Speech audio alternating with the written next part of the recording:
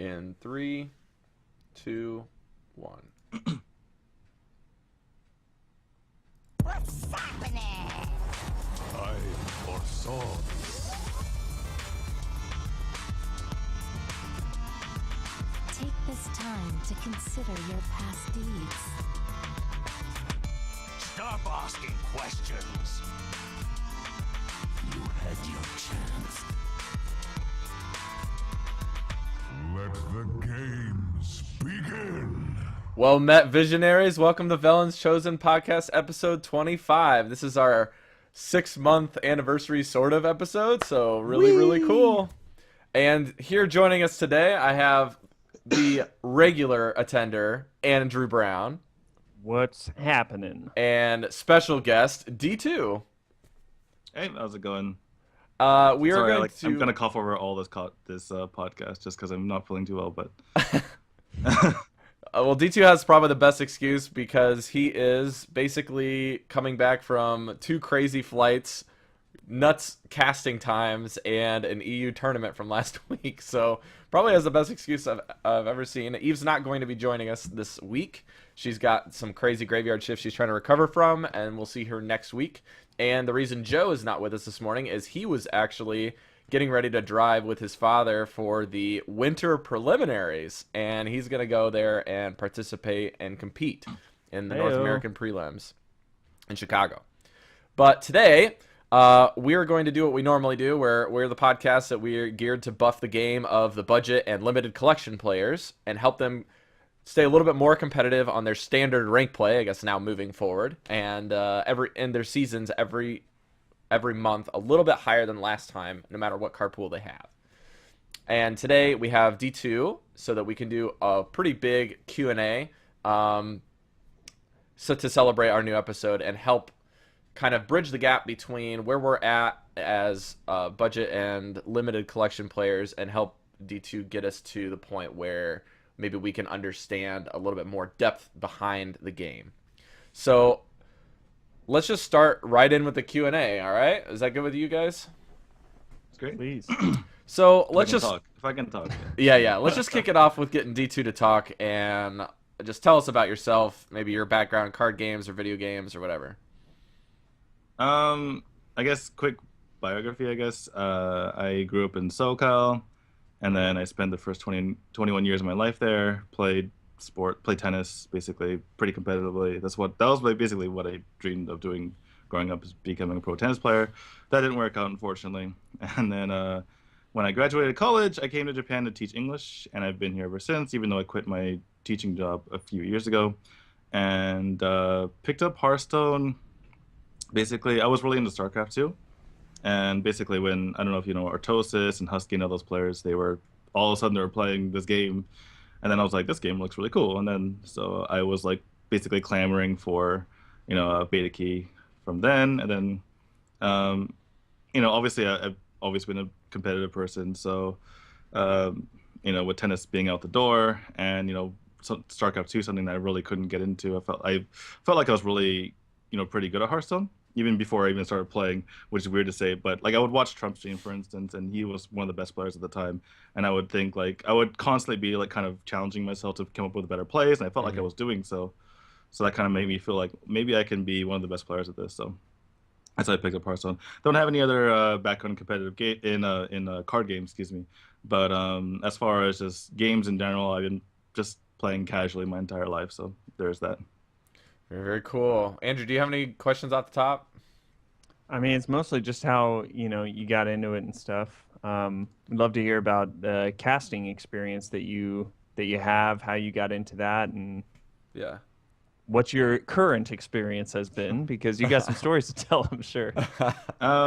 So obviously I got BlizzCon semifinals in 2014, and from there in 2015, I'm kind of thinking about making a YouTube video of this, but in a nutshell, I didn't really know what to do. I was getting a couple of invites here and there to big tournaments, but I wasn't sure if I should focus more on streaming or I should focus more on playing competitively, and I kind of just did neither very well. And then from there, I was like, how can I get back into the game? How can I, really make my mark? And then I noticed that, I was able to analyze stuff really well. And so I started doing casting. I was trying to figure out how I could cast certain tournaments. So I started piggybacking on, big Chinese events because I didn't want to cast like little events where the players weren't as good. It would just frustrate me, with the players' plays. So I decided to do kind of higher level events, just piggybacking on Chinese streams, and that's how I got a bit better at streaming. Excuse me, for at casting. And finally, there was the so you think you can cast competition, and all the basically hours upon hours of casting Chinese events really helped me out. They said that was part of their consideration when they chose me, so we ended up working out. Yeah, And for yeah. those unfamiliar with the competition, you got to cast at a pretty prestigious event now. Yeah, yeah. So the payoff for that was I got to cast the EU preliminaries in California, all expenses paid, and they paid for rehearsals and all that stuff. So it really worked out. For those of you that are listening to this, I guess in the future, this would have been February 13th and 14th of 2016, where Dtwo was able to go cast, and it was really cool. I was able to tune in for probably about probably about six of the matches max.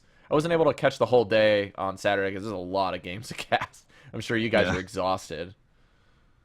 Yeah, it was pretty tiring. Obviously, I was pretty jet lagged as well, and we were waking up at 2 in the morning in order to go to the studio at 3. No, actually, the call time was 4, but we were just kind of all over the place. The first day, um, my sleep schedule was so off that I ended up waking up at 10 p.m. and just kind of staying up. And then you can kind of tell I was pretty exhausted by the end of the first day, and definitely the back to back. There was a game with Osaka where he was like roping every single turn, and it went 5 games, and then and then I did that. And I did a Resident back, sleeper. yeah, and then I did the game afterward. And the thing is, like, it's really funny because if the game's going fast, you can kind of talk about the plays and like it just kind of moves, right? Right. But it's actually kind of almost like quadruply taxing if you're doing a game where they're roping, because not only are you're taking more time to cast, but you have to think more about what to say and really be on point with like your analysis. You can't just fill the time with nothing, right? Yeah, it's not like So you're casting golf. yeah, exactly. So I did that. I was already tired because I stayed up from 10 p.m. the previous day. I did that, and then then I did a back to back afterward. So it's pretty exhausting. But then after that, I got a pretty good night's sleep. Was able to sleep all the way till 2 a.m., which sounds crazy, but I slept from like 5 to 2, 5 p.m. to Nice. 2 a.m. And then so the second day I was pretty energized, and Right. I think I casted 5 best of 5 the second day. So and it worked out pretty well. That's awesome. So how did it compare doing a huge event like that compared to the small ones? Like, what was the best part about it for you, other than expenses paid, and obviously it's not too Um, shabby. just being able to cast with all the the big names for the first time.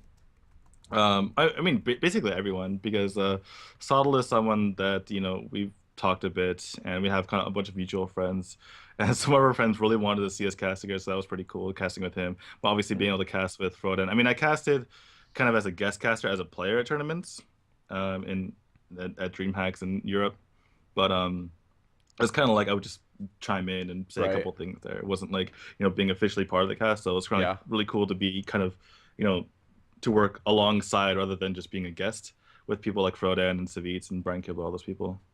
Yeah, So, it's gotta what be was your fun to talk with favorite them. Dream Team caster desk like that weekend to Um, cast with? I guess probably not to listen there to, were obviously. there were so many like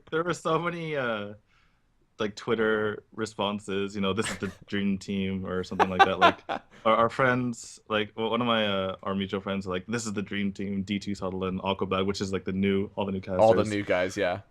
And then Faramir, who is a former team in Emma, and he's like Frodan, Dtwo, and Subtle. That's the Dreamcast. I mean, the thing is, I mean, I it felt a bit good to work with Subtle, because Yeah. I knew his sensibilities, right? Right. Even though we'd never casted before, it was kind of we came from the same kind of area. We're both pretty much competitive players. Sure. Um, so I don't know. It's without talking about each specific Yeah, caster's yeah. strengths and weaknesses. It's sometimes easier to cast with other players like Savitz and Sottle, for instance, because you're kind of on the same wavelength the entire time. Sure. And obviously that would change per person, but obviously for you that's up your alley, so you tend to jive really well with those guys.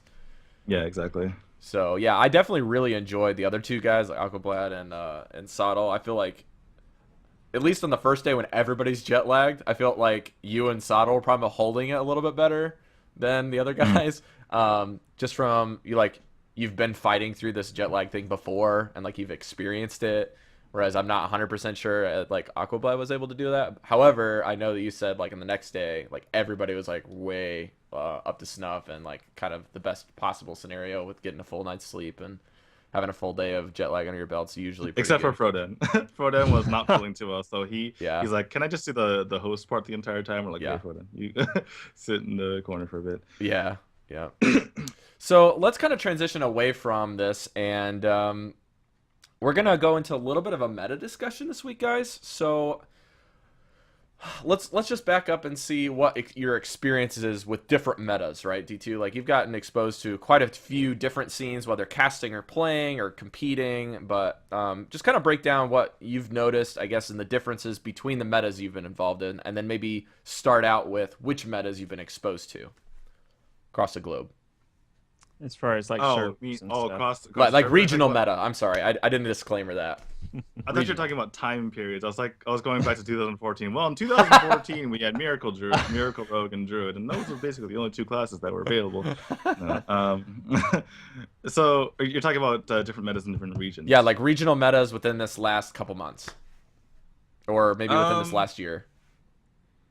Well, to be honest, okay, so China and I mean, I've been casting China for a bit now, and I think that China is just gradually starting to just come in line with the West, Okay. and they're realizing that, you know, you can't. There's no substitute for just solid play and solid cards. Sure. It used to be a lot of tech cards, and this is kind of like a lot of the stuff that Chinese players were bringing to tournaments were the same things that kind of lesser players on NA and E were kind of relying on. I think just like tech cards like Mind Control Tech, BGH, Black Knight, all these kinds of, or Kazan. Kazan's the biggest one, right? Because Yeah. Mind Control Tech, you at least get a 3-3 for 3, but a 4-3 for 4 is absolutely horrible. So those kind of things where you just really rely on those tech cards and hope that they give you a win. When they don't, it's like, well, just never lucky. But a lot of times, people are without the tech cards, the best players are able to just use their skill to kind of navigate wins, even when it would have been really nice to have a Kazan or BJH in that situation. But recently, Chinese players are getting better. It could also be the case that there's so many players in China that you're more likely to get like a worse player in those big tournaments. That's very interesting. Like kind of like the World Series of Poker, right? You're more likely to see an amateur win than a pro win because there's like 40,000 people in Legend in China. So Holy it's just cow. like ridiculous. But as far as the meta is concerned, like it's just kind of gradually kind of merging together as far as the different regions. I don't really know for Asia. It's a bit different. I mean, I feel like Asia's pretty close as well. Like because you've everyone's competed watching in the same APAC, though, tournaments. right? Sorry? You've competed with the APAC people, like within I the last couple competed- of years, right? Well, okay, I played in the Japan regionals. Okay. So if I had won that, and then I would have gone to the APAC regional Got it. thing, and if I had gotten the top 4 there, I would have gone to BlizzCon. Okay. But yeah, the Japanese tournaments, basically, the Japanese client didn't come out until October. Yikes. So basically, until that point, everyone was playing on the NA server. So all the Japanese players were pretty. It was basically they're playing the same decks as NA Okay. players. Okay. I guess one thing sometimes Japanese players come up with like kind of different decks. The biggest example was Cross. Cross 7224. I forgot the number at the end Yeah, of his yeah. name. I've But watched him play. he's pretty innovative as far as kind of what decks that he comes up with, and it's pretty crazy. I think he is basically one of the first people to kind of innovate mid-range Secret Paladin and really make that like a powerful deck. So I Now got there was another. for the, Oh, go ahead, Andrew. Sorry. just for the sake of fun, I'm gonna throw it. But what's your favorite class, favorite deck, either currently or overall? I'm one of those people who gets frustrated on ladders. So like, just is anything that'll win, as long as I'm winning, I'm fine. So That's a fair answer. So basically, like in the past, it's always been Druid has been always pretty a nice class to use. Obviously, it gets frustrating if you lose to aggro, which is very susceptible to. Like Miracle Rogue was one of the funnest decks to play, But at the same time, the Miracle Rogue Mirror was such a crapshoot because whoever got the gadgets and conceal first was Yeah. basically win. Yeah. So yeah, Mirror. I think Rogue was my first golden class, and I got that early. And on top of that, I had like hundreds of wins before they even started tracking wins for Oh, golden yeah. portraits. So Wow. yeah, Rogue by far, I would say, just because it's the most fun. It's pretty limited in what it can do. Like you can't play Control Rogue, you can't really play Aggro Rogue. But I just love the combo aspect of Rogue. Grim Patron was a really fun deck to play, even though obviously frustrating for the other player. But yeah, I would say just, combo Rogue, Grim Patron, Warrior, Druid, all the stuff that basically requires a lot of decision making. Okay. Okay. Interesting.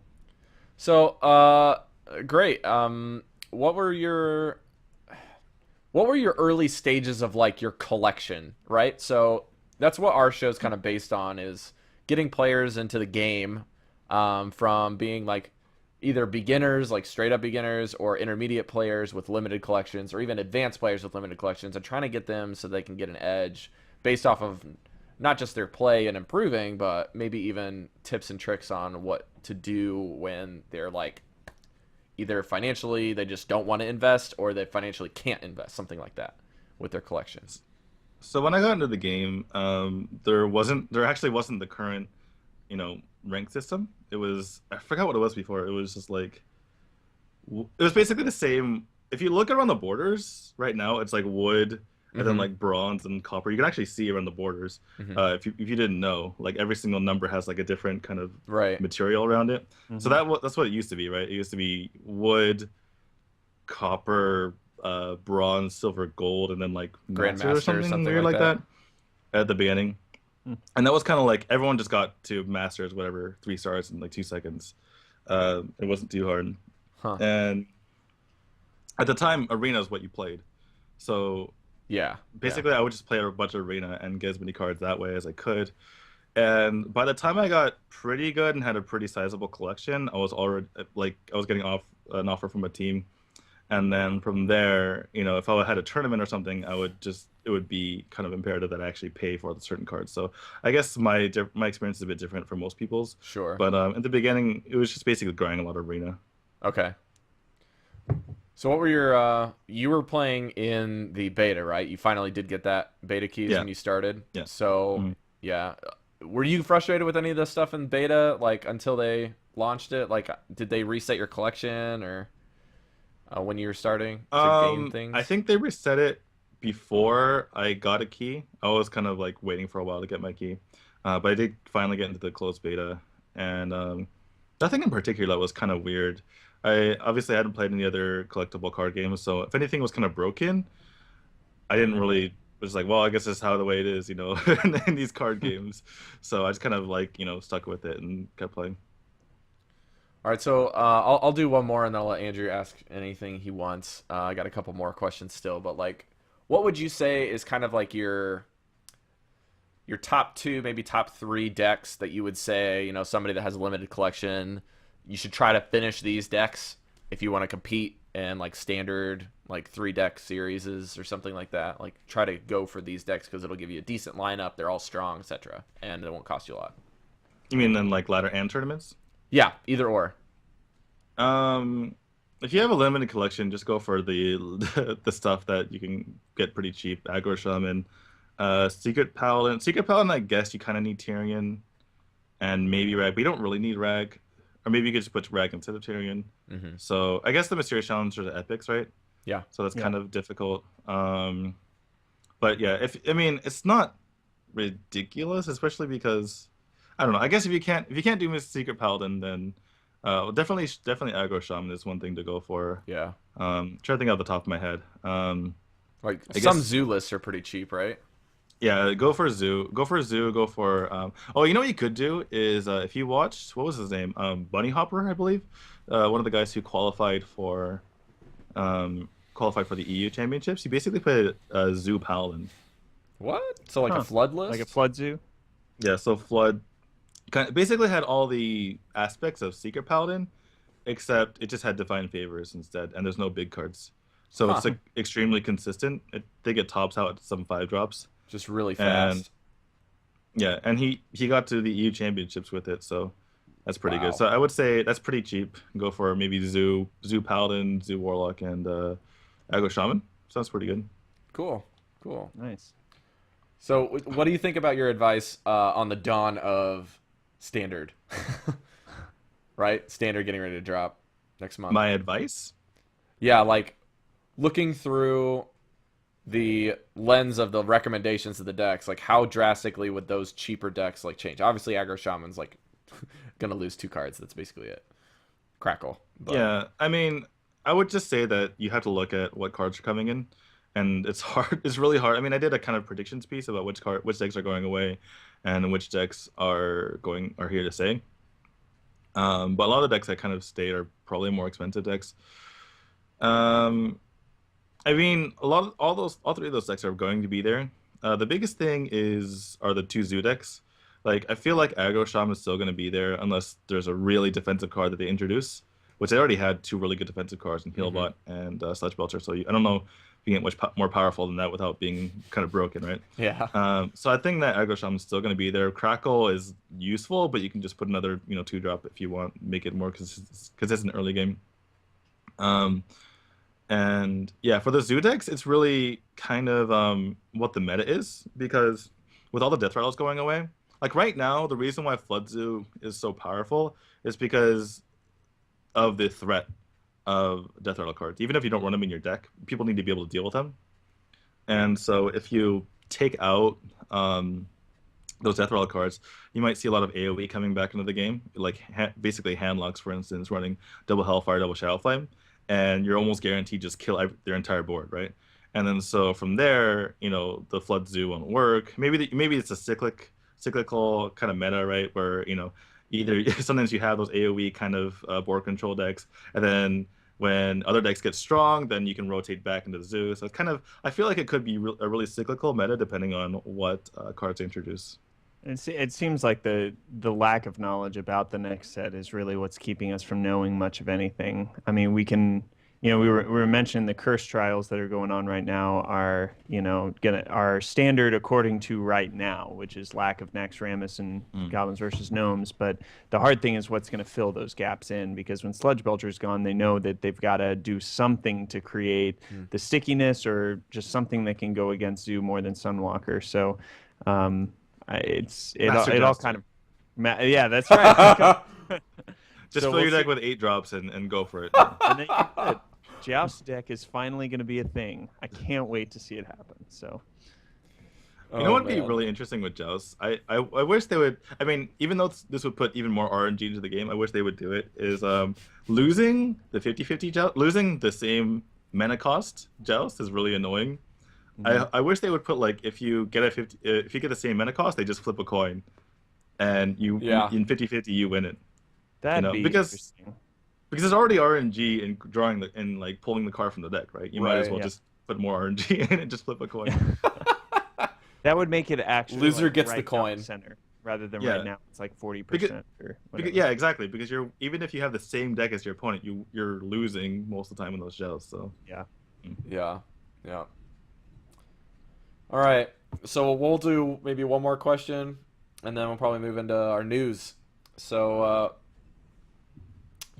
I mean, we kind of touched a little bit on this with Standard and Wild, but something that's been kind of filtering through a lot of people's discussions, whether it be on podcasts or videos or just people's opinions, is there's an overwhelming negative feedback coming from Wild, like being this mode in the game that just dies off, right? Like, I don't personally, for my personal opinion, it's like I don't think Wild's going to die. Like, if you look at any other game that has some sort of like legacy or enduring format, it's just like those formats are really popular, but they're really expensive because they don't print the cards anymore.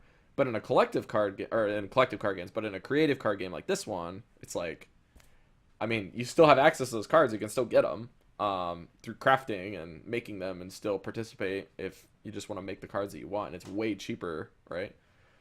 Mm-hmm. So I feel like it's way more accessible of a legacy format than we've even had in a trading card game space. So I don't think it's going anywhere.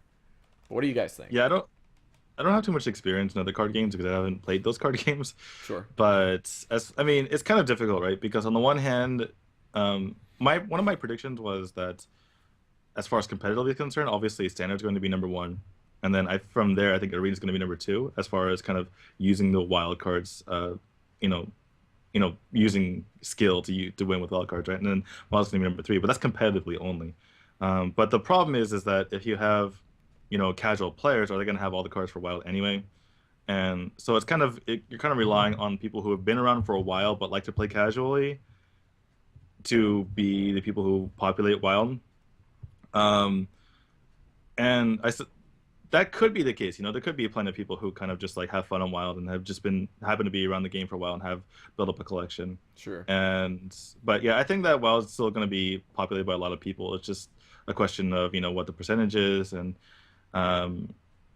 what kind of player populates the wild section. I imagine it's going to be people just having fun with the game and playing more casually. Yeah. Basically your noxious types, your day 9 types, right? Mm-hmm. The people who like all the collection and just want to have fun with their decks. Right. I think it's finally going to do kind of what the ranked versus casual was supposed to do. Yeah. It's going to give people two places to be competitive, but one is going to be a lot more fun based, a lot more, these wild combinations of decks and stuff. And then the other is going to be a very standard, hey, this is an evolving tournament scene that you need to be on the ground floor for. I mean, I like the rewards. I think was probably a big factor to that, right? Like them giving you rewards and giving a ranked mode to wild was huge. Like it's a place where you can go and play in ranked and have a rank, but it's more determinant on like playing it with an MMR than it is like with this really weird casual MMR that you just have all the time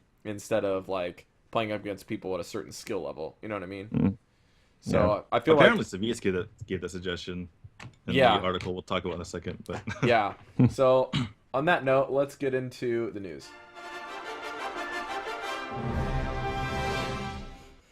All right. So first news is some quick stuff. We got NA has their Hearthstone Championships tour starting tomorrow, which Hamboy will be at, and Kevin Hovdesad from Well Met, as well as Cora.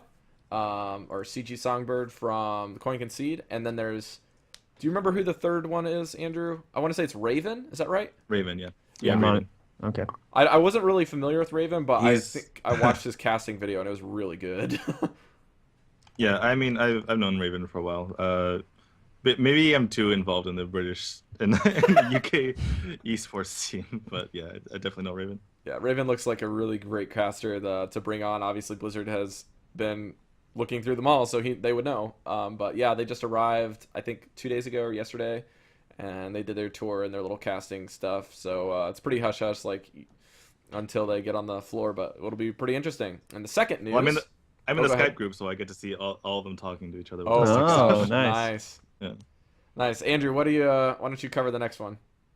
Yeah, we got Ben Brode announced that he was going to start a new free-to-play account that he's going to stream on Twitch. So, I mean, we've been hanging on every word he says just because it's, you want to hear from the senior, or what's his title? I know Senior he's in game charge. designer, I think. He is senior game. Okay, to me that sounded like he's not in charge kind of thing, but I was like, I think he's game designer. So, yeah. Anyway. It'll be really interesting to see how he plays on that. I think that the heart behind it is just to show just how much they really are interested in the new player experience. So it'll be really cool to see him stream because other than a few like promotional things for like different expansions, I don't think we've seen him live stream very much. Yep, So- he did it like 2 days ago, and I was catching up a little bit on the stream, like watching the VODs that he figured out how to upload. But he's like really, really bad at Twitch, and it's super funny. But like he went 3-0 in the arena, like right after getting access in, and played Rogue and had like this really sick like conceal combo. It was so cool. Like he was just killing people with conceal, and like everybody in chat's like, "Oh my word, he's actually a good player." Blah, blah, blah. It's like, yeah, he kind of designed the game, so it's just really funny that people think Brode is just a moron when he's not. I just don't understand that mentality. It'll be fun to actually see him play though, and see what he's thinking through, game or card choices and stuff like that. So, he probably won't be the go-to source necessarily, but it'll be really fun. I think It's entertaining, yeah. I think it's a good move for Bro to like keep progressing on something as a newer or a limited budget player. He did say something interesting on one of the streams where the Blizzard employees are not allowed to give themselves like a full golden collection or a full collection. Like they have to operate just like a player. So I thought that was really, really cool, like fun fact, because it's like, and then the reasoning behind it he even gave. He's like, we believe at Blizzard that the game is to be experienced and from the beginning to the end. And if our staff is kind of doing that outside of actually being a player with their own accounts, it's like it doesn't really make any sense. So we want to be able to experience the game just like our players do, so we can feel the full impact of it. And I was like, that's really, really cool that they're dedicated in that stretch. There's one more article before we get to the Polygon one that dropped this week, but Hearthstone dropped an article I think yesterday that Mike Denice, I don't know how to say his name. I think it's Denice, but said something about Hearthside chat dusting off their old cards, basically talking about how introducing new cards makes old cards viable, and they used examples of Reno Jackson and Mysterious Challenger, and then other cards that were like seemingly bad that get introduced with other cards, etc. It was kind of just like a general thing that I think we've touched on the show, so we won't go in depth on it at all. You can go read it. It's pretty short. I'm just sad that they left out the most obvious one, which is Tunnel Trog single-handedly brought back Lava Burst, Lava Shock, Ancestral Knowledge. Like all these cards are completely unusable until Tunnel Trog came along. Yeah, Tunnel Trog was super cool card. And it's good to hear from them that that's something that they're thinking as they're creating sets. I mean, if it wasn't obvious at this point, now we've got an article to point you to that says, yep, they're doing it. So don't dust your cards again. Yeah. All right, so I'm assuming everybody's read this article by now. It's this massive piece of work that Polygon got an exclusive article with Mike Denice and talked about what's going on with Hearthstone moving forward, right, guys? So big deal. So, Andrew, I'm going to have you cover the first one because you said that there's a different thing than what I had interpreted the article as. Well, it's so in depth. It's practically an essay or a dissertation, basically, about the process that Blizzard went through to kind of craft Standard. And the cool thing from it is that they brought in a bunch of pro players, pro streamers, stuff like that, to really get their input on what the next step needed to be. So Ben mentions at the very end of the article that he really sees that it's not Blizzard's game, but it is the community's game, and they really led the way in showing that by bringing these people in to speak into, hey, how are we going to take this thing forward? Here's what we're thinking, but we want to hear you guys and hear your input. I mean, it's just really cool to take them a step like that. There are a lot of game companies that would just say, we're going to do whatever we feel like. And so for them to really include people into that conversation is really, really cool. Right. The things that actually came out from that is that they're processing how they're going to release content. So we've gotten into this stream of an expansion and adventure, but they're really thinking about how do we craft a year's worth of content correctly now? Because now with Standard, what comes out in a given year is really important. Exactly. So they're thinking that they mentioned in there that they would do an expansion, an adventure, and an expansion, and then that would be the cycle each year. They're thinking through it, so they're not, the nice thing about this is they have a year now to try something out, and then next year they can reevaluate, do something different if it doesn't work. Dtwo, what do you think about the release of content and how they're going to have to craft that, though, according to Standard? Wait, sorry. Can you repeat the question? Yeah. Just how are they going to have to come out with content? Like, what do you see as the need for the game as they're cycling through content? Are they going to come out with another Death Rattle expansion, or I mean? Oh, okay. No, that's what you mean. I feel like they're just gonna come up with different themes every single time. I don't know if they're gonna come up with something or like rehash old memes, old themes. They could do more memes. The Doge. But I feel like they might kind of. It's really hard to tell because obviously Ben Brode has said that they might kind of follow Brian Kibler's suggestion, which is to get different cards from each kind of expansion and have like a rotating set of standard card or classic cards. And if you do that, then it opens possibilities for having, mech themes kind of be, or just tribal cards, certain tribal cards be there for like extended periods of time, etc. As far as the initial, just looking at the article and talking about, bringing people to work with them, I think that's really cool. And obviously, it's kind of a no-brainer move to me, honestly, because all the streamers, like the big streamers, have been kind of intrinsically linked to Blizzard this entire time. They're the ones who've pushed the game so much by constantly streaming it. So definitely makes sense to work with them. As far as what was it? It's like the releasing releasing schedule.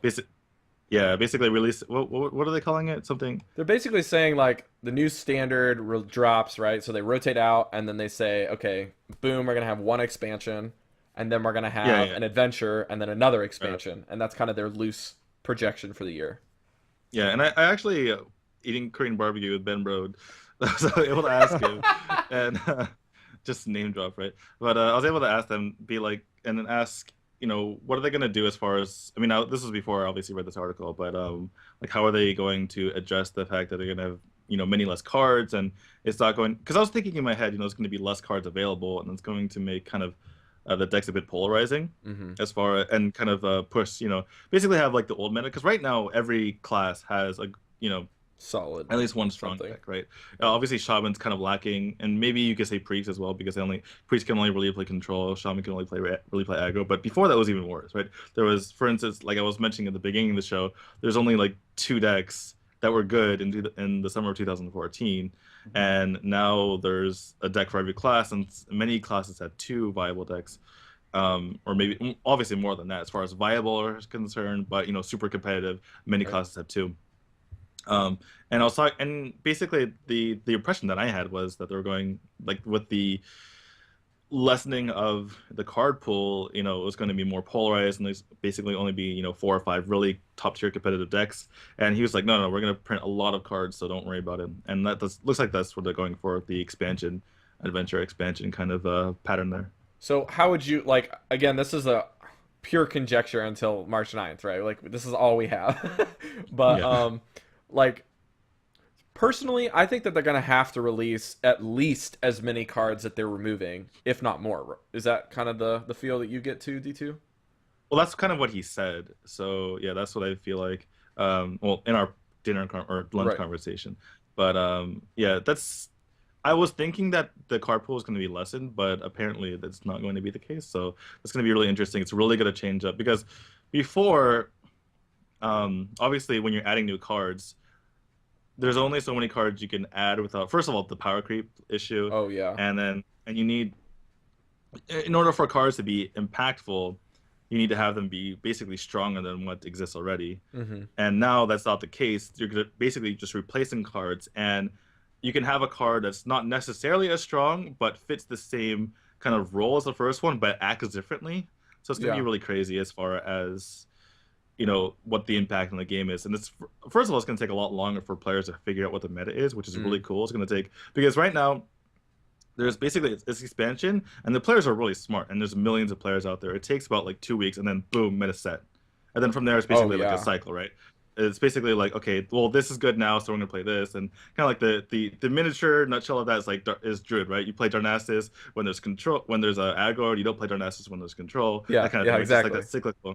And but in the overarching kind of theme, you figure out like right away. And now it's gonna take I would say probably a month at least to figure out the meta to its fullness. Yeah, because like there's like the big 3, right? So standard's big 3 is minus 200 cards plus 200 plus cards, right? So let's just estimate 250, maybe more cards coming in, and then existing cards that they're keeping.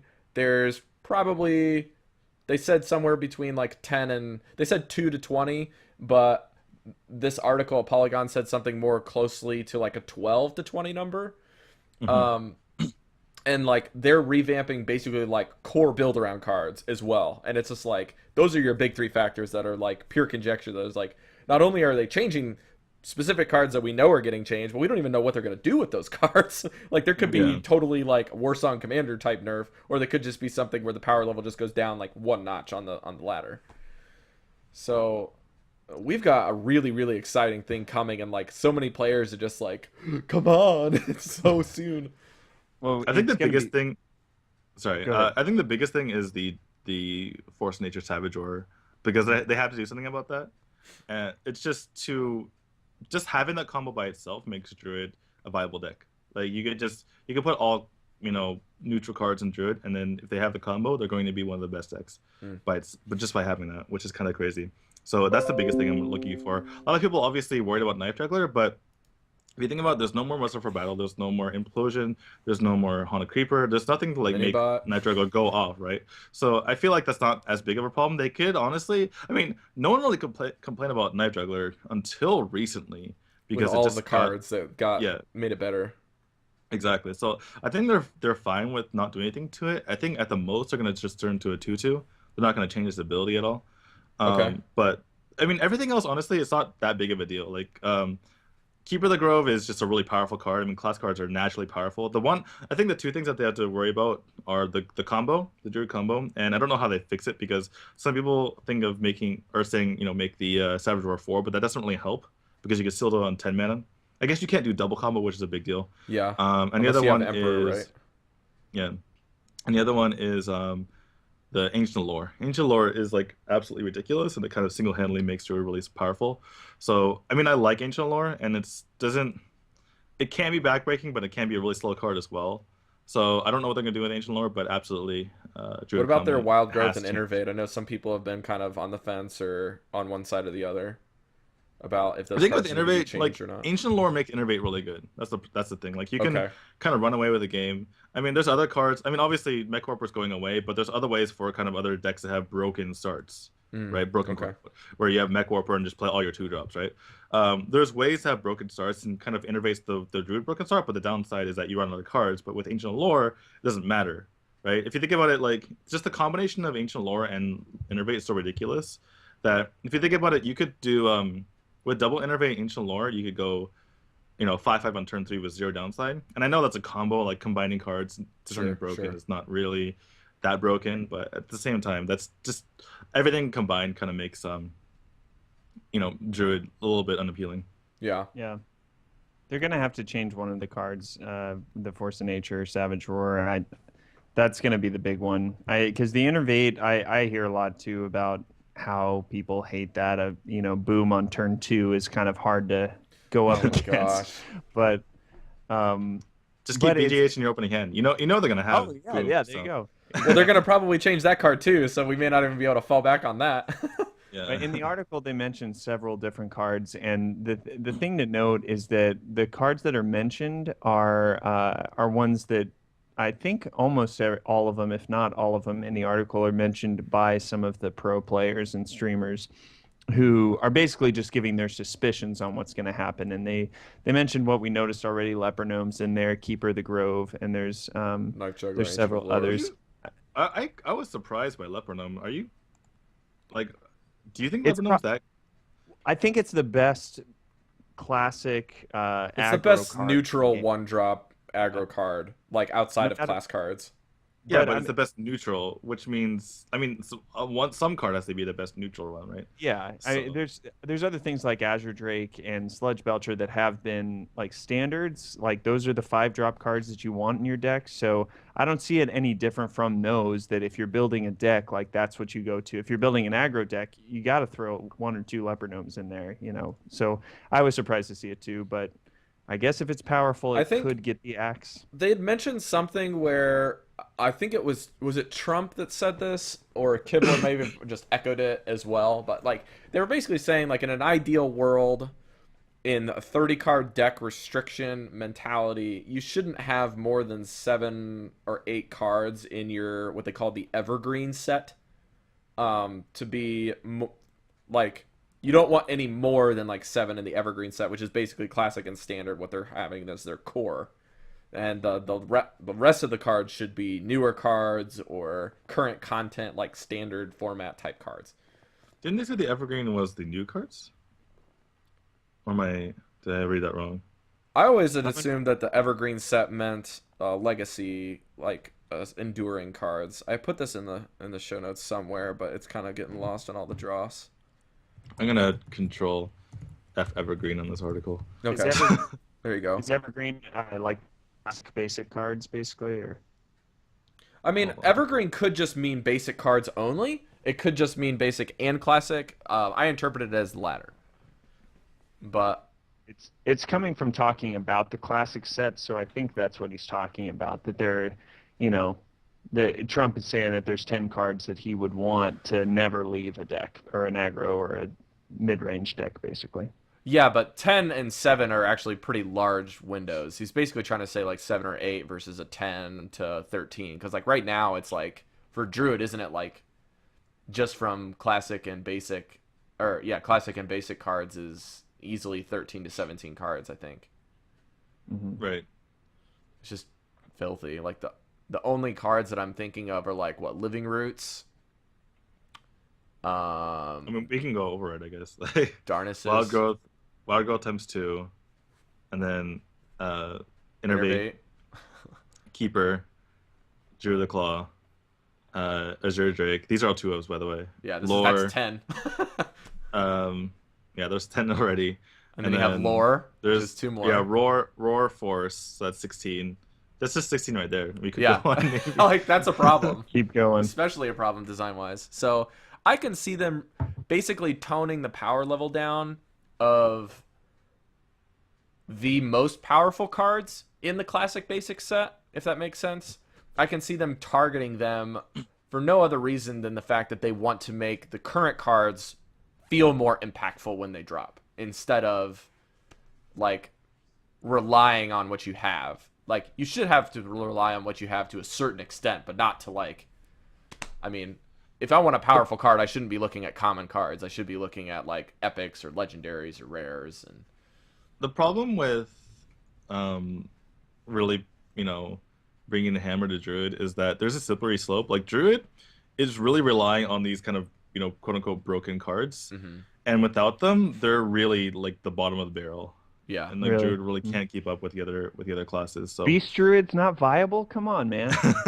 Yeah, Druid 'cause of the Fang. Roar So only much- Roar's the only card that makes like the egg/flood Druid archetype work.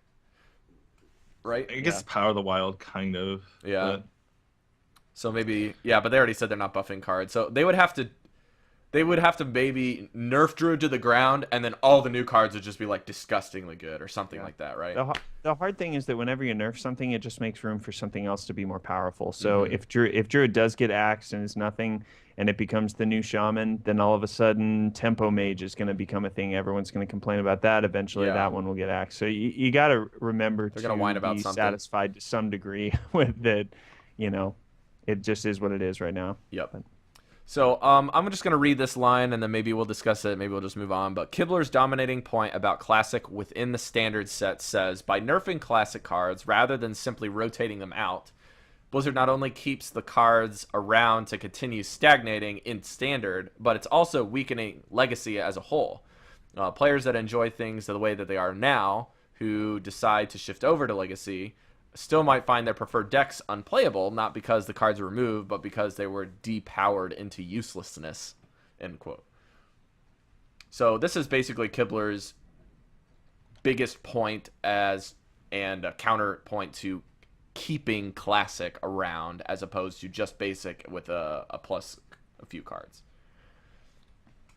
I kind of agree. I mean, I would like to see kind of Kibler's idea implemented, which Blizzard said they're doing, which is basically have a rotating set of the classic cards. And like you mentioned, I mean, some of the decks that you can play now won't be able to be played. At the same time, they said they are going to be balancing Wild, so they could make alterations based Right. on the nerfs that they put to the classic cards. Mm-hmm. But I don't know. I think that I think that they should make changes to make the just kind of follow their own own way of thinking, right? Like they're talking about the Leroy combo from like way back when, right? It was just too powerful, and so they nerfed Leroy. And then the Grim Patron, right? The Otega combo, obviously it's unfair to get the War Song plus the Grim Patrons out. So I think they should only really nerf things like Savagor, just to make the the future gameplay more palatable and not have to worry about dying like every single time your opponent gets up to a certain point of mana. And yeah, I don't think honestly they said like 12 cards or whatever, but I don't think they need to nerf these cards into the ground. Yeah. And you, like Kibler said, you there's unintended consequences of doing so. So I think honestly, just Savagor and maybe Ancient Lore. I don't think they need to be really focused on cards like Keeper of the Grove is just a good card. I mean, there's every class has their broken cards, so I think Yeah. that's fine. Yep.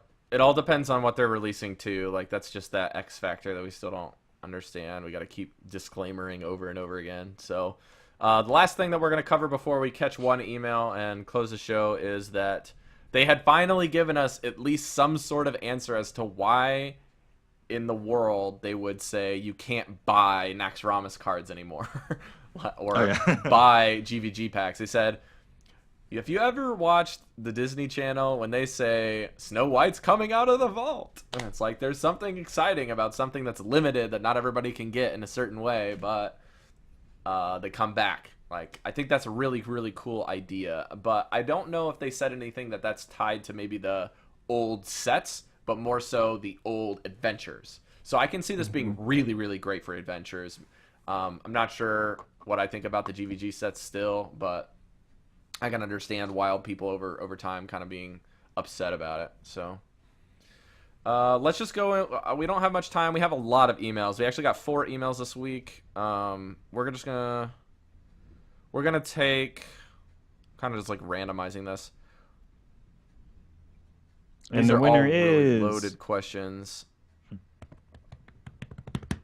Let's just take this middle one here from Gabriel, our Patreon supporter, and then we'll get to the other 2. They're just really long answers, and we're like 50 minutes into the show, so it'll be perfect for next week because until March 9th, like you said, there's not as much other than the current meta to discuss. So yeah, we may even, I'm just going to make this decision. We're going to try to cut the next show in half and just do like a huge email show. So we're going to push this week on social media. If you're listening this week, send in your emails. We're going to try to do as many emails as we can. We normally have just enough for each show, but we're finally getting a little bit more, so it's too much. So please send in some more emails. Maybe we'll dedicate half the show to doing them. So enjoy that. Send us some emails, and we'll answer them. So Gabriel reads this following message. Andrew, why don't you go ahead and just read this one? Says, hey guys, thanks for the discussion about Bran in Zoolock. Based on Rob's analysis, I put him back in my zoo. In the meantime, I've joined the dark side and started playing Secret Pally. Oh, I'm sorry, Gabriel. It's going quite well. I'm hoping to reach rank 8, which would be his personal best on the ladder this season. There's one thing I'd like to see discussed. When and how do people play at their best? Great question, Gabriel. He mentions some of his things that, or his rules, that he doesn't play when he's tired. He minimizes distractions like TV or other internet windows or music. He pays attention only to the moves of the game and ignores the golden hero portraits, animations, legend card backs. Really? You can ignore the legend card back? I don't know. And emotes, which is the biggest one. You can. That's kind of one of my pet peeves. I'll get to that in a second. But anyway. Okay. Okay. He says he doesn't waste time thinking about his rank or win streak. It's just always win the current game, nothing else. And he sits with his back straight up. He doesn't lean back, and puts him into kind of an in-charge mindset. So we can talk about that first for sure. I mean, really, what he's discussing is his tips for the environment that he's setting up for himself to be fully focused on what's going on in the game. And I know we've talked previously on the show that there's some people like me. I feel like I actually do better when I'm not as invested, because if I am invested and I go on a losing streak, man, I will tilt so hard and just be done with the game, dust everything. I don't do that. But so for me, it's actually helpful to not pay as close attention. I might misplay once or twice, but for the most part, I'm going to make the right plays. And it allows me to not get too overly emotionally invested in what's going on. So that's something for me. But what about you, Dtwo, when you get to play? Well, I mean, your point, kind of in a roundabout way, goes to his 4th point, right? Which is to focus on the current game. Mm-hmm. And if you just focus on what's your best chance of winning, if you're like in this current, maybe if you're tilting, you say, screw it, I'm just going to go all face, and, hopefully doesn't have that AoE, and like, oh, he had it again. Yeah, Right, of but course. but sometimes that might be the best play, and if you're if you can rest easy knowing that you made the best play, you're the aggro deck, you have to make your opponent have it, and when they have it, you just lose. Right. As long as you know that you made the right play. I guess it's kind of hard if you don't, if you don't have that conviction yet. Maybe you're kind of still learning how to play. Mm. But if you feel like you've made the right play and you lose anyway, then that's kind of something you can fall back on. And that kind of goes back to not worrying about other stuff like I need to win this game and playing Yeah. too safe maybe, and just going for the right play every single time. The one thing I was going to say about Legend card back is that this is kind of a pet peeve, and people who watch my stream kind of know this, is that just because they have Legend card back does not mean they're good at Hearthstone. That's fair. So I've seen plenty of people who have Legendary card back, and they've made some of the worst plays. I mean, probably, I think on average, when I see a Legendary card back, they on average make worse plays than when they don't have a Legendary card back, because I feel like they had to prove something. Like, people who have Legendary card backs are the ones who got Legend one time, and they have it as their card back because they want to show off. I know this is kind of disappointing to people who want to make Legend, but if you ever get Legend, just don't have Legend card back as your card back, because it kind of just outs you as someone who puts too much pride in that. It's I'm it's logging something in to be right proud now of. to change my card back because I only got it. But the only card I back just that think it gets looks me cool more than that- personally. It does The only look pretty cool, actually. Yeah. The only one that gets me more than that is the basic card back. When I see that, I just want to throw stuff because Yeah. there's just something about it. Golden Hero, Golden Card Collection, basic card pack. Yes, that's exactly it. Yep. But yeah, so yeah, but people who have Legend card back usually are the ones who kind of got Legend one time, but usually they're hanging around rank 10. So anyway, what am I talking about here? Like what for When you? we What pulled- do you do? Are you paying close attention? Do you have any things that you do to set up when you're going to stream or play? I'm kind of in a different situation to maybe people who are trying to get Legend. I guess if I were trying to get top Legend, which I don't really do anymore because I'm a caster, but yeah, I would definitely focus on each and every turn. I think, I mean, if you're someone who's trying to get Legend, it's basically just trying to get better at the game, right? Because if you're good Right. enough at the game, you can get Legend in not too much time. You see people, the top pro players like 6-0, all those players, they get Legend like that, right? And it's not really a concern for them. Mm-hmm. So basically, if you're good enough at the game, you're going to get Legend, and the better you are at the game, the quicker you're going to get Legend. So I mean, definitely focusing on each. I mean, not just trying to get Legend, not trying to rank up, but just focusing on how can I get better. And if you're really focusing and making sure you have all the right habits. One thing that I was watching a Firebet stream. I was gonna say the other day, but it was actually a few months ago. But he was he was saying like he had this lethal. He had like 1,000 ways to do lethal, right? And on that turn, but he did it the right way, like the quote unquote right way, just to form good habits. Because the more you autopilot on good habits, the less you have to think about them later. Especially when you have a complicated turn coming up.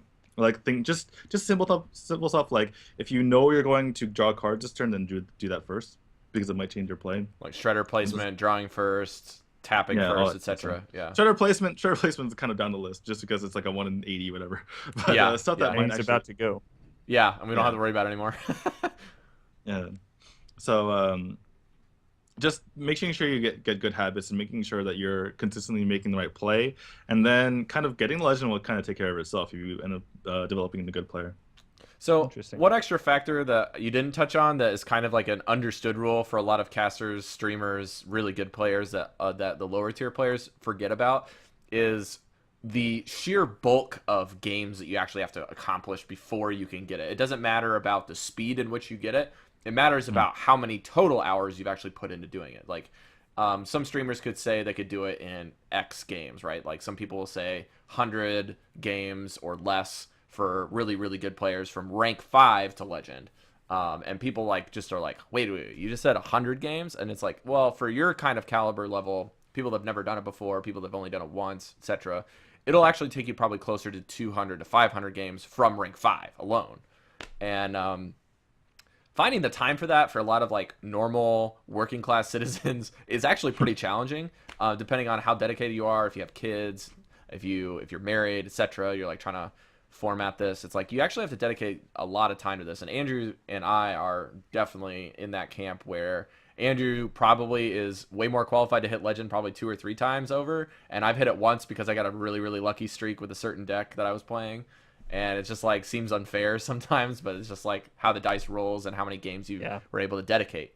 So, but D2 is totally right. Like, if you're piloting one deck to Legend from rank 5 and you don't switch, or you play like maybe just 2, you're forcing yourself to have good habits with one deck over and over and over and over again. So you're getting overall consistent as you're climbing, and then you're leaving yourself less room for error by trying to learn this huge scope of decks as you climb, instead of like narrowing the focus down to the funnel, right?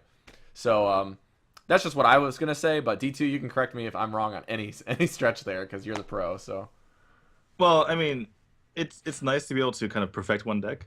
I would say there's a lot of habits that kind of translate to all decks, unless you're playing combo decks are really kind of complicated, obviously. But if you're just playing, you know, just a kind of straightforward aggro deck or straightforward, you know, tempo deck or straightforward control deck, then a lot of the same, you know,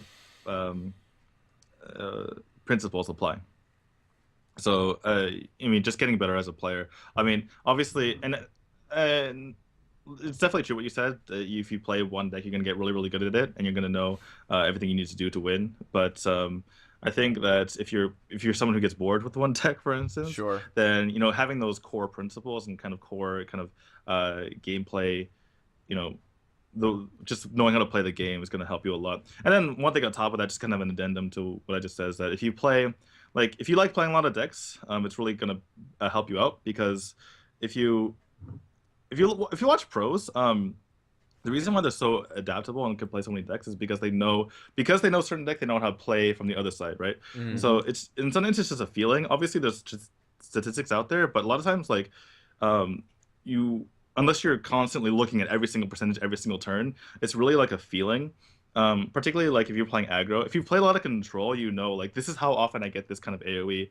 Sometimes when playing from the aggro side, you're like, okay, he's gonna have these answers. It's in the back of your head. He's gonna keeper my Right, knife juggler. right. It's gonna happen. He's gonna you know, innervate keeper my knife juggler this turn. It's gonna be game over, and I might as well just not play knife juggler. Right. It's like, you have to make your opponent have it, and then playing the control side and knowing what it feels like to play against an aggro deck, you know what's the most annoying thing to do to that opponent. So playing on the other side can help you so much as far as what your decision making. Yeah, I can definitely say that that's becoming more of an intuition instead of a statistical number the more you play, right? Yeah. Because like I was playing Zoo a lot last season, and like I'm just playing against druids, especially. It was like one of those coin flip matchups. You're like, I'm really favored here, but realistically, when I'm playing, it feels like it's a coin flip. And this guy's just like hammering me over and over again. And it's like, you know what? I'm just gonna mouse over how many cards he has as like every 3 turns, and just try to like remind myself how many cards they have left. And it's like, have they played either of these 2 cards? Well, then they're gonna have it. Of course they're gonna have it. They have like 10 cards left. So yeah, that's a really great additive there. We have some thanks, and then we'll get out of here and show you guys what we got. I'm trying to find my sound cue, and I'm not doing really good at doing 2 things. Thank you. Okay.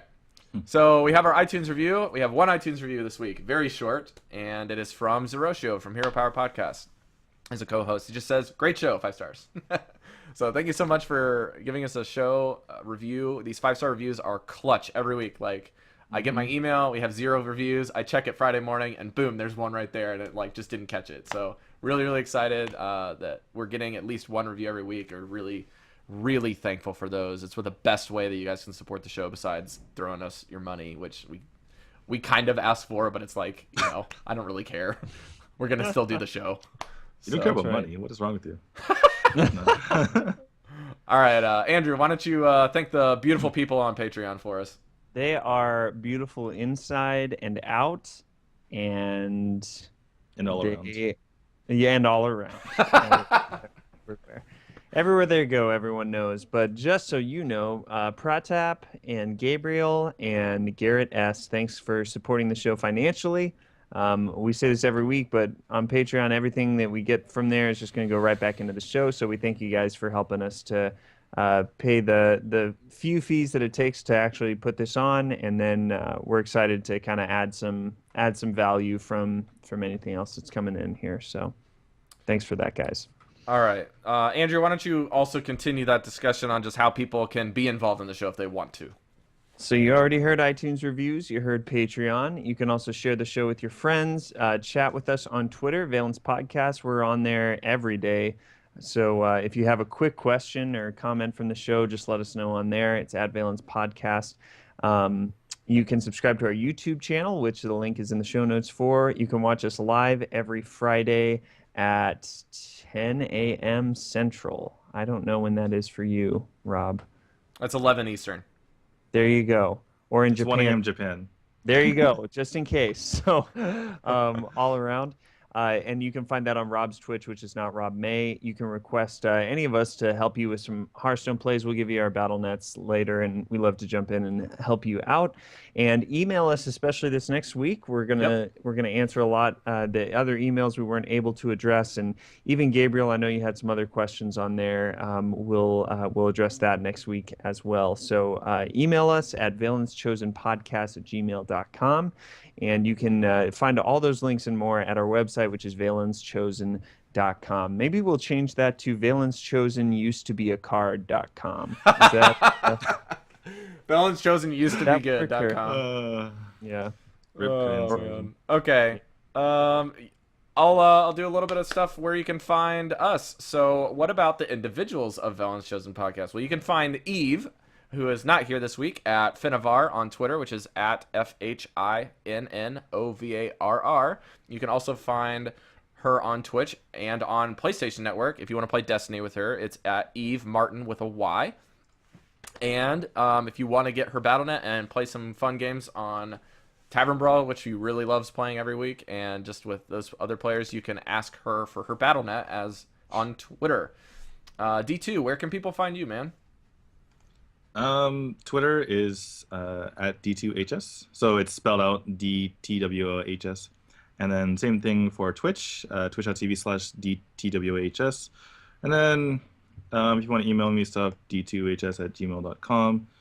What else is there? I have a Facebook too. It's on my Twitter. My Facebook's on my Twitter. So just go to his Twitter. Exactly. All right, Andrew, where can people find you, bro? Find me on Twitter at AndrewIsLiving, YouTube, Banaka Freak, and BattleNet's Andrew's Live at number 1973. If I can speak, man. The bloopers are so good today. Sorry about that. I was gonna shoot out my deck list that actually got me from 11 to 9 just this week, which isn't a huge deal except for when you hit the wall and literally go from rank 12 to 13 14 times, I believe. What? So I'm thankful that I'm actually making progress now, but Zoo is the way to go to get there for me. Gotcha. Well, I've been doing anything Paladin. I'm like, screw climbing. I'm having fun. Yeah. But yeah. I forgot to mention. Sorry to cut you off. But, go ahead. I also forgot youtube.com/d2hs. There's the other one. Okay. Yeah. I'll find that and throw that in the show notes. I'm gonna put a note here right now so I don't forget. Cool. So we got, D2. If you would just want to type it in there, you can. We also have a esports hero code. If you guys are really digging esports hero, they're kind of taking off lately. You can play for coins that are their currency, but we have a code, Valence Chosen 15, that'll give you 5,000 coins if you go there. It's like a $5 value. You can find me on Instagram and Twitter at NotRob. You can find me on Facebook for my digital online portfolio, which is mostly photography and some design like logo brand work. And that is NotRob Media. You can find me on BattleNet at NotRob1514. But disclaimer, you need to shoot me a Twitter message and say who you are and what your BattleNet code is, or I won't accept it because I've had way too many random invites of people that just add me and then don't say anything. So say something. Do it on Twitter. If you want to play Rocket League, and you can add me on Steam at Sir Twick.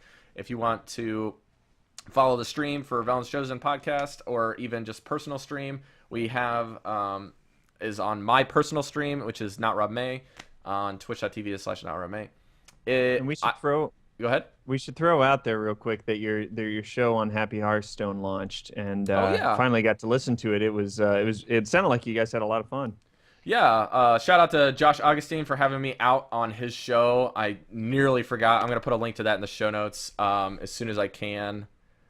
I'm actually going to write a note now. Happy Hearthstone link. Rob and Josh got to talk all about Hearthstone podcasts and the scene and some streamers and stuff, just about the need for it, what some good places are. So if you're listening to us and if you're a truck driver and need some extra Hearthstone podcasts, I got so much flack for that. Oh my word. I was just saying that because one of our listeners told us that she was a truck driver and said that she listens to like every freaking Hearthstone podcast. And I was like, that's a great profession for podcasts, man. Everybody's on the road, so. But definitely go check it out. Josh is great. Yeah, Josh is fantastic.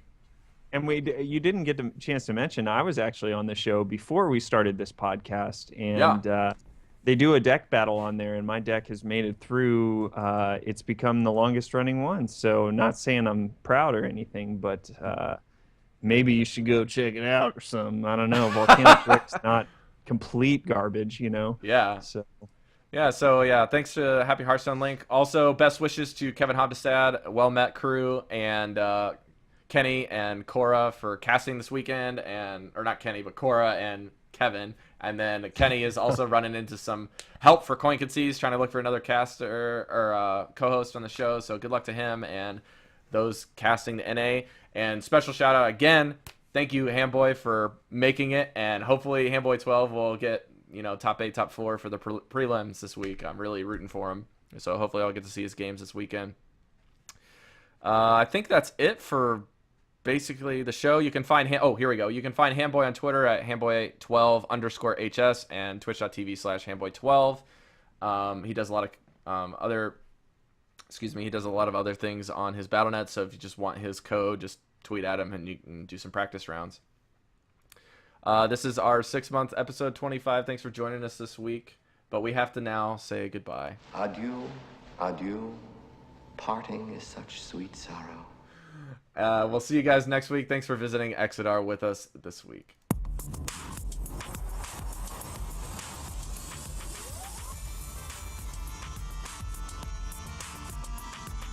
Take this time to consider your past deeds. Stop asking questions. You had your chance.